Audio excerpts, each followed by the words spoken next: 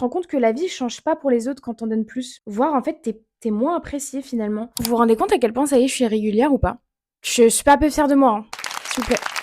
Merci. Bon, j'ai décidé aujourd'hui de prendre un petit micro parce que je trouve ça plus sympa pour vous parler parce que je trouve que je suis plus audible. J'espère que vous allez bien depuis la semaine dernière. Bon, du coup, aujourd'hui, le sujet de la vidéo, c'est pourquoi j'ai arrêté de vouloir être la meilleure partout. Et je trouve que c'est un topic, je vais pas vous mentir, c'est ChatGPT qui me l'a donné. Et je l'ai trouvé hyper pertinent au vu de mon profil. De toute façon, le chat connaît très bien mon profil.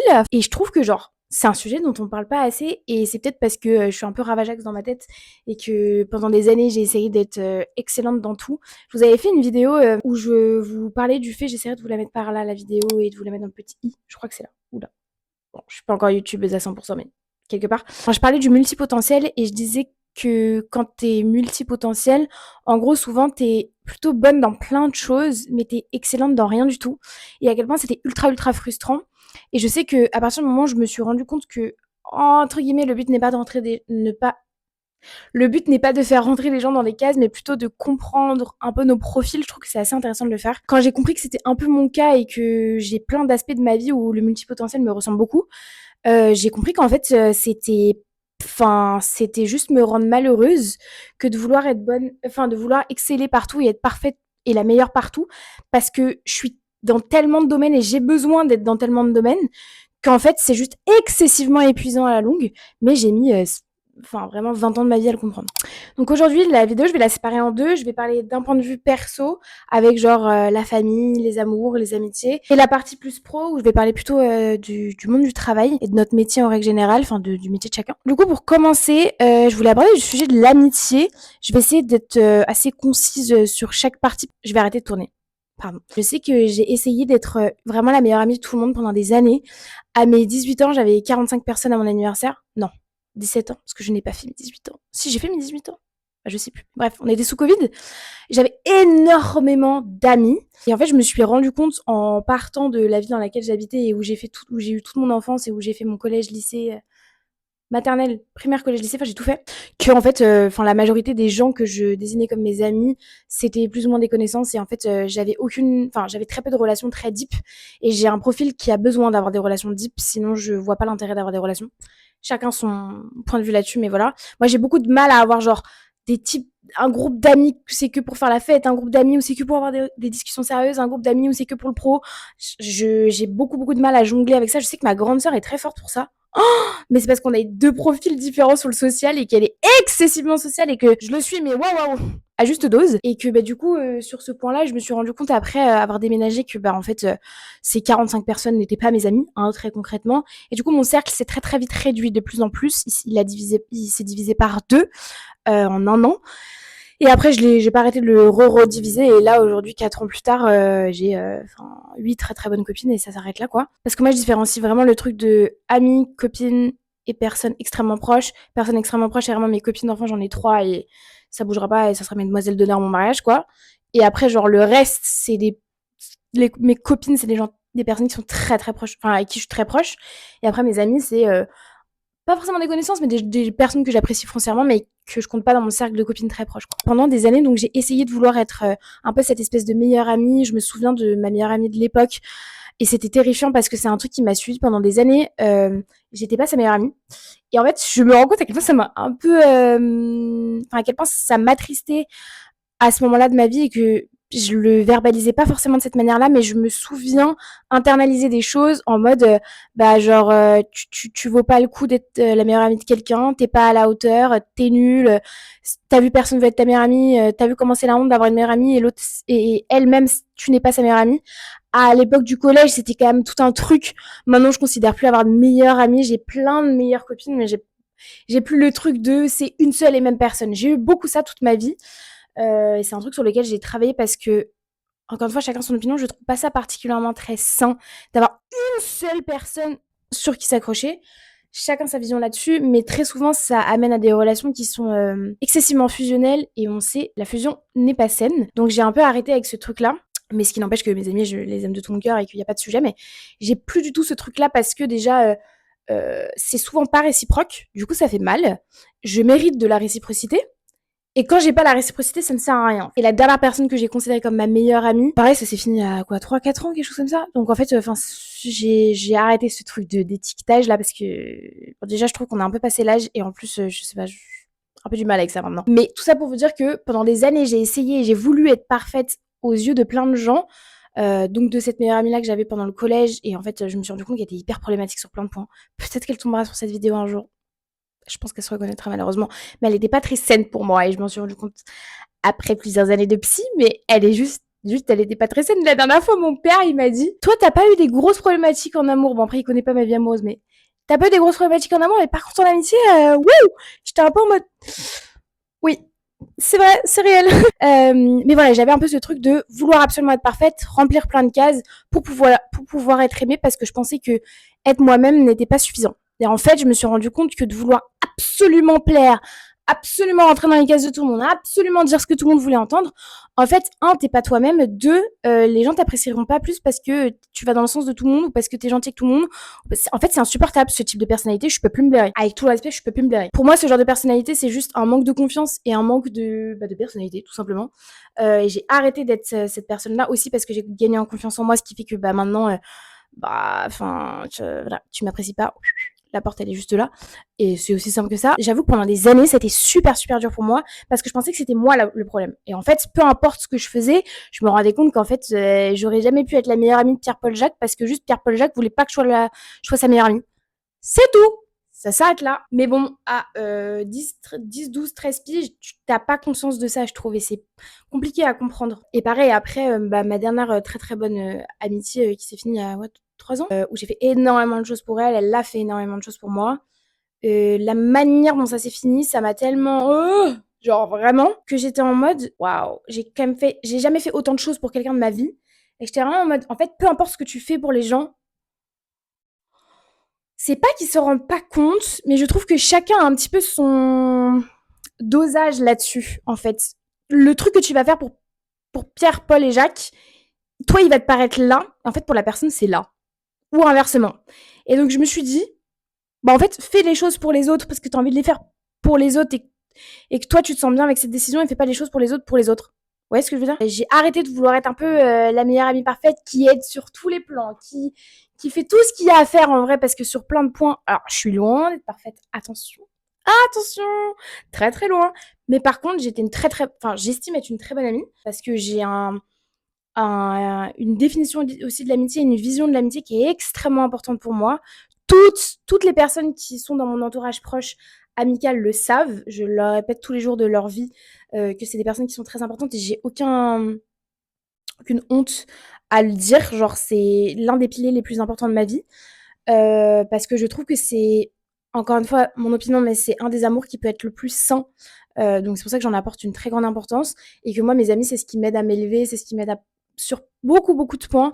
J'ai énormément de chance aujourd'hui d'être excessivement bien entourée. Ma passion, mes copines, ma passion. Cette question d'être parfaite, en fait, les gens autour de moi aujourd'hui, mes copines autour de moi, j'ai plus ce besoin-là parce que je sais qu'elles me voient. Il y a aussi ça. C'est que mes amitiés d'avant, elles me voyaient pas parce qu'en fait, je ne montrais pas qui j'étais en ayant peur de pas être assez. Et donc, en fait, j'avais jamais l'impression d'être vue.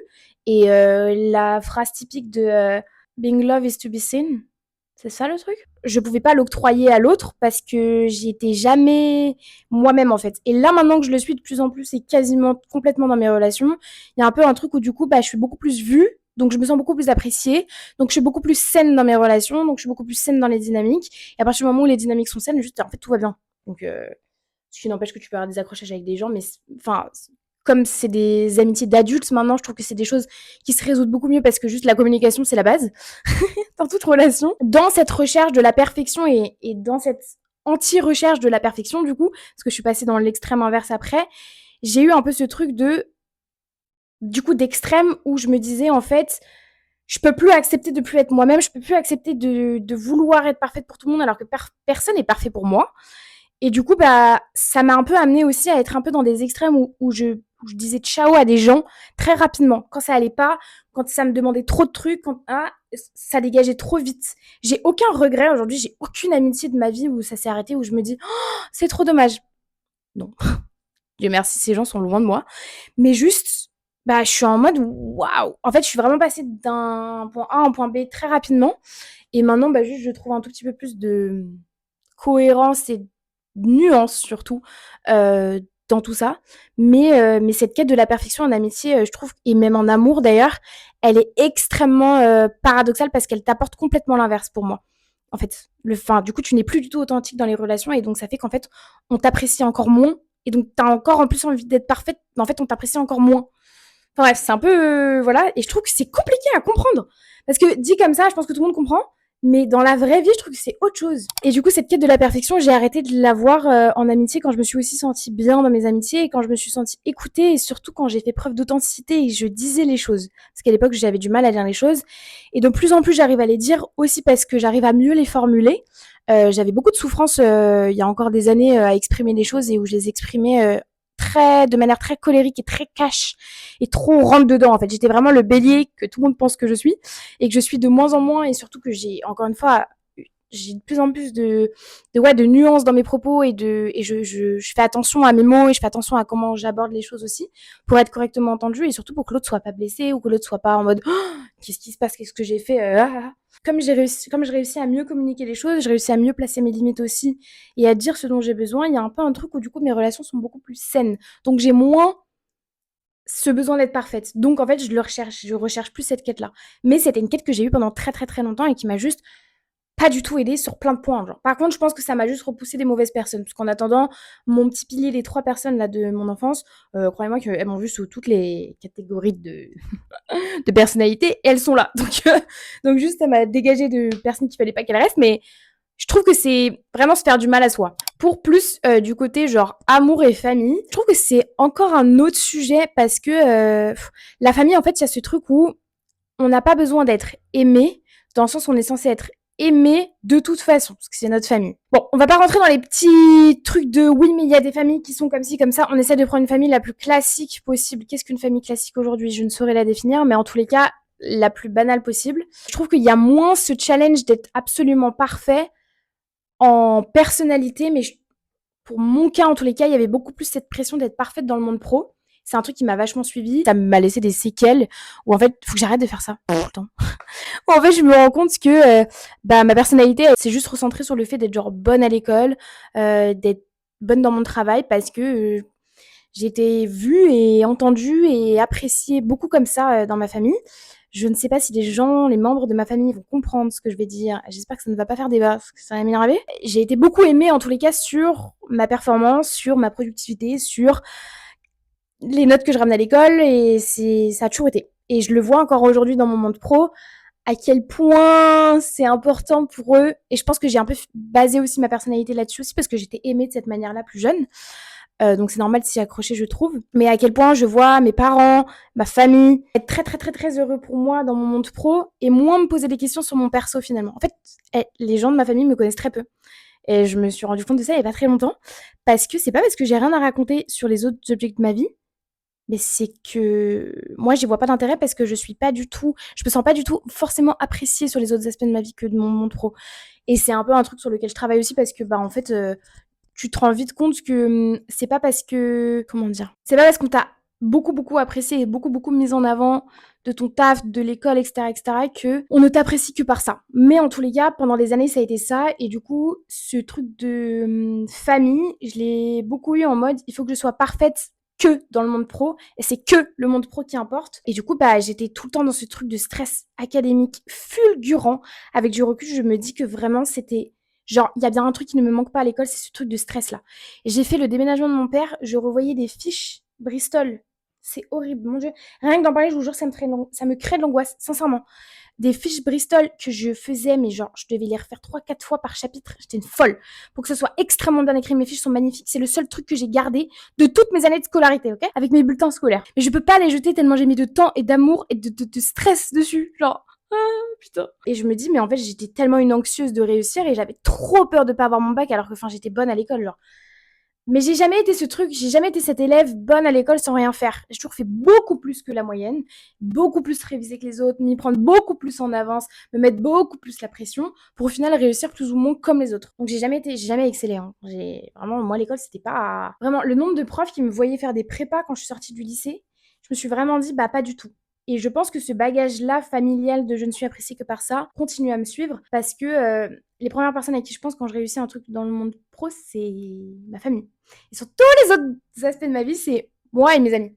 Donc c'est ça qui est ouf. Cette quête de la perfection, je l'ai beaucoup, beaucoup, beaucoup eu dans le monde pro parce que j'avais l'impression de n'être aimée que par ça. Et bah, j'ai un peu arrêté de l'avoir, alors pas tout à fait, mais maintenant cette quête de la perfection, je l'ai moins pour les autres dans le monde pro. Je l'ai plus pour moi parce que j'ai une vision de ma vie professionnelle qui est assez ambitieuse en vrai. Et je sais que là, pour l'instant, je suis qu'à 10% de ce que j'ai envie de faire dans ma vie. Et donc, ça fait partie du process. Je sais qu'il faut que je sois ambitieuse avec moi-même pour pouvoir aller là où je veux aller. Donc, j'en ai besoin, en fait, de cette espèce de pression d'être parfaite. Mais enfin, ouais, faut se détendre, en fait. Faut se détendre.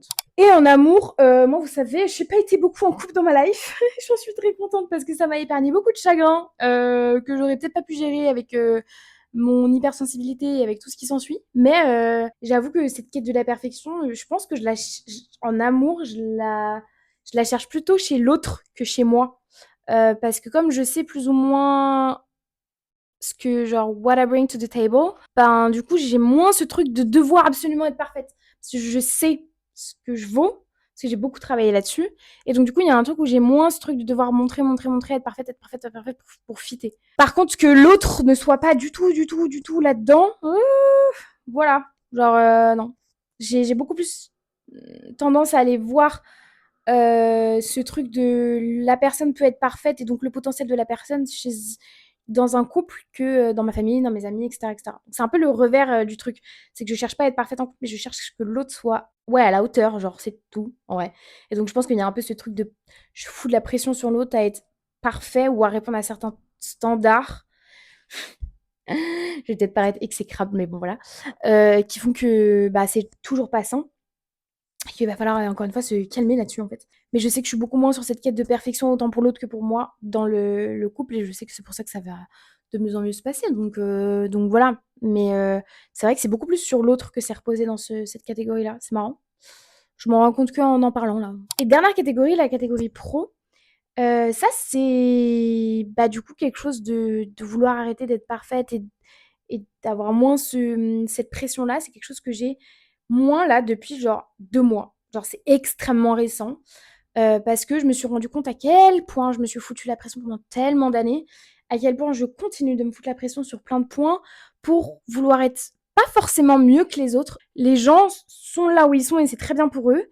Mais moi, souvent, j'ai un peu ce truc de me dire ok, mais qu'est-ce que je peux apporter d'encore plus que ce qu'on me demande? Et en fait, c'est ce truc-là de qu'est-ce que je peux faire encore plus pour faire encore mieux et donc pour être encore plus parfaite. Et ça, ce mécanisme-là, il y a beaucoup d'employeurs qui m'ont dit que j'étais un couteau suisse, que j'étais plutôt très mature pour mon âge, que j'avais beaucoup de conscience professionnelle et que, qu'est-ce qu'on m'a sorti d'autre? Et que j'étais très proactive. Alors, tout ça pour moi, c'est des synonymes de Luna, t'en fais beaucoup trop, mais on te dit pas que t'en fais beaucoup trop, mais t'en fais beaucoup trop, mais on adore que t'en fasses beaucoup trop.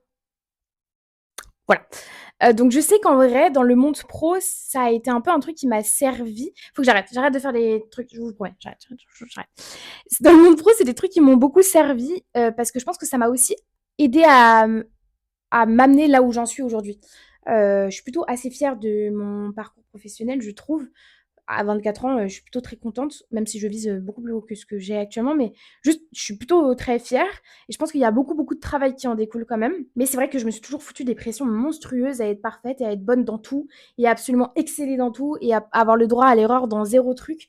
Et je me souviens avoir eu des conversations avec mes copines où je leur disais, mais non, mais c'est pas grave si t'as ça, mais non, mais pas de pression, non, mais ils peuvent pas te demander là d'être excellente parce que t'es en alternance, calme-toi, truc. Et dès que ça me touchait moi, j'étais en mode, non, non, non, non, non, je peux pas, genre, ce que je viens de dire à mes copines ne s'applique pas pour moi. Mais en fait, bah pourquoi finalement? Qu'est-ce qui te différencie? Rien du tout. Je pense que ça m'a quand même amené là où j'en suis, mais c'est tellement fatigant à la longue. C'est génial d'en faire un peu plus, mais je sais pas si on est toujours forcément plus apprécié en faisant plus. Je sais pas si on va toujours forcément plus loin en faisant plus. Je sais pas si on est toujours considéré davantage pour en faire plus. Aucune idée. Je ne saurais vous dire aujourd'hui, j'ai pas assez de recul sur mes expériences, mais je suis pas sûre, je suis pas certaine. Et à la fois, j'ai un peu du mal avec les gens qui font le strict minimum. J'ai un peu de mal avec ça. Et je le comprends, mais j'ai quand même un peu de mal avec ça. Mes preuves, je les ai faites sur plein de choses. C'est encore nécessaire de faire ses preuves, moi, je trouve, parce que rien n'est jamais acquis. On est irremplaçable. On est ouais, irremplaçable sur rien dans la vie, et encore moins dans le monde pro. Tout le monde est remplaçable. Mais je trouve que j'ai moins, en tous les cas, il faut que je me foute plus la paix et que je me mette moins de pression sur ce truc de absolument vouloir être parfaite dans mon univers pro parce que, un, ça me draine. Encore une fois, c'est des trucs qui fatiguent de ouf. Et deux, encore, je suis pas sûre qu'on le voit, en fait. Et ça, bah, ça fait mal un peu. Et c'est toujours une question d'image, en fait. Parce que si je le fais pour que ça se voit et pour qu'on me valorise derrière, mais en fait que je me rends compte que ça se voit pas forcément, du coup, il y a un peu un conflit d'intérêt là, que je me fais toute seule. Parce que, bah, en fait, les gens en face de toi, tes employeurs, tes clients, tes trucs, ne te demandent pas forcément d'en faire plus que ce qu'il est censé faire. En tous les cas, je pense que j'ai moins ce besoin-là de faire absolument mes preuves, de prouver que je suis bien là où je suis, de faire plus pour prouver encore plus. En fait, je pense pas parce qu'encore une fois, je pense pas être plus considérée en le faisant. Du coup, bah, c'est une perte de temps, c'est une perte d'énergie, c'est une perte de plein de choses. Parce qu'aussi, je sens que mon travail commence à parler de lui-même. Et ça fait du bien, en fait, d'avoir un taf où juste mon travail dit que je travaille. Et c'est génial, en fait, parce que du coup, t'as moins ce truc de devoir faire encore plus. En fait, je trouve que les gens qui sont comme ça, c'est intenable. C'est insupportable. Donc, j'ai pas envie d'être insupportable dans le monde du taf parce que, waouh. Et j'aime bien aussi me dire que, bah, ça a été une partie de mon parcours dans mon cadre pro, dans mon cadre perso, de vouloir être parfaite. Ça m'a amené là où j'en suis aussi aujourd'hui, mais ça m'a amené là où j'en suis avec beaucoup de fatigue et beaucoup de j'en peux plus genre. J'ai aussi un peu envie d'être moi-même et d'être un peu plus light sur des choses et d'être un peu plus juste vivante et dans le moment présent et arrêter d'être dans le fait de faire, d'être dans la productivité. Je sais pas si ça m'amènera vraiment plus loin de continuer à le faire ou ça me rendra juste plus insupportable qu'autre chose, potentiellement, vraiment. Maintenant, je pars du principe que si dans le monde pro, c'est pas considéré, c'est pas dit, c'est pas exprimé le fait que les gens soient contents que je fasse un peu plus, ben j'arrête de faire un peu plus. Du coup, ben je me perds en fait à faire ça. Et je pense que je travaille bien, donc il y a plus cette nécessité à faire plus. Et c'est pour moi aussi une question de d'énergie, de temps que tu donnes et de est-ce qu'il y a nécessité à continuer, à vouloir prouver autant de trucs. Mais on dirait juste que je manque de confiance en moi en fait, à vouloir toujours faire plus, même dans le monde pro. Donc bah faut s'apaiser sur ça. Voilà, je le sens là, que depuis 2 mois, j'ai un peu freiné le truc et je sens aucune différence chez les autres et chez moi, ça me draine moins. Donc écoutez, qui dit bonheur? Qui dit bonheur? Le fait d'être parfaite et de vouloir chercher de la perfection, pour moi, c'est synonyme de beaucoup d'insécurité et qu'à partir du moment où on unlock ce truc, ben, ça apporte que du positif, en fait, parce que c'est juste beaucoup plus sain et ça apporte beaucoup plus de sérénité, heu, autant dans ses relations que dans son univers pro, que ouais, dans les relations entre humains, en fait. Je trouve que c'est un peu une question de temps et je sais pas trop si je devais donner un conseil à quelqu'un qui est vachement dans la quête de perfection, ce que je lui dirais, mais je pense que c'est un peu un truc où en fait tu t'en rends compte au fur et à mesure des années parce que ça te fatigue et aussi parce que tu te rends compte que la vie change pas pour les autres quand on donne plus. Voire en fait t'es moins apprécié finalement. Et je sais pas si tu t'apprécies plus toi-même en tant que personne. Donc en fait, ça va pas forcément vraiment à ton avantage. Par contre, ça te dégage des amitiés, ça te dégage des gens de ta famille, ça te dégage des amours, ça te dégage des jobs qui ne sont vraiment pas faits pour toi. Donc ça, c'est génial. Mais jusqu'à un certain niveau de ta life, je trouve. Genre, je suis contente de m'en être aperçue maintenant, quoi. N'hésitez pas si vous avez d'autres idées de contenu un peu comme ça qui vous intéressent.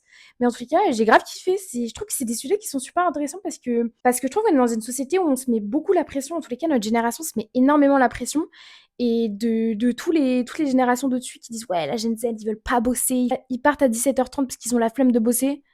Je peux plus me blairer. Vraiment, vraiment, ces dialogues, je peux plus me blairer, putain. En fait, pour moi, le fait de vouloir être parfait ou parfaite dans un secteur de sa vie ou dans la vie en règle générale, c'est s'octroyer la possibilité d'être malheureux. Parce que de vouloir être parfait dans une relation parce que Pierre-Paul Jacques te demande d'être parfait pour que tu sois aimé, mais tu vas pas être parfait pendant 50 ans de ta vie pour plaire à l'autre, c'est impossible, genre littéralement. Donc tu vas forcément être malheureux ou malheureuse.